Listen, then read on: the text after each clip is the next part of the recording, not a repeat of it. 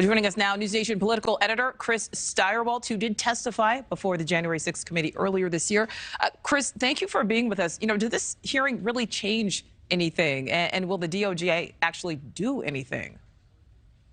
Well, the way that this stuff goes, it's never the Hollywood ending, right?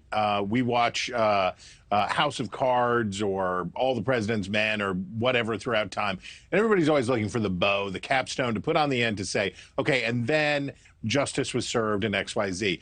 This is a long, messy process that will continue to play out, particularly through the upcoming Republican primaries, as Republicans come to terms with this stuff and come to terms with Donald Trump.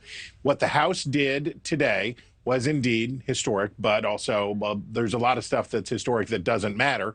In this case, though, these criminal referrals are significant for Trump, certainly, though obviously everybody could see it on at least 3 of the 4 of them, that there would have been reason for prosecution here, or might have been reason for prosecution here.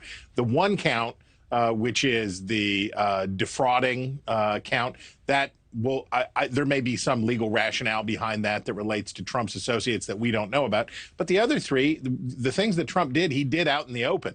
Certainly the January 6th committee brought more context around it, but we already saw the things happen because he did it very publicly.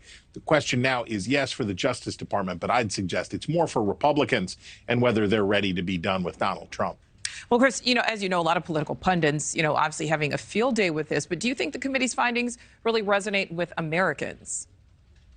Well, they had to do their work either way, right? The thing about this stuff is they want to say, well, our colleague mentioned Benghazi. Was the Benghazi investigation that Republicans undertook eventually damaging to Hillary Clinton in the way that Republicans hoped that it would be? I don't know, but there still had to be hearings. Will the upcoming hearings into Hunter Biden's laptop be as damaging to Joe Biden as Republicans hope? I don't know, but you still have to hold hearings.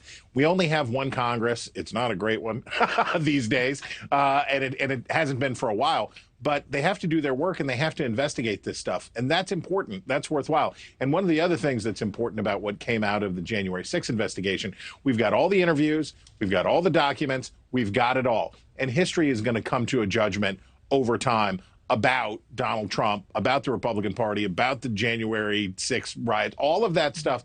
History will make its judgment. Now we've got as the kids would say, we've got the receipts. Well, Chris, before we let you go here, obviously we know these are only referrals, but if Trump is in fact charged, potentially convicted, how would that impact his presidential campaign in those possible scenarios?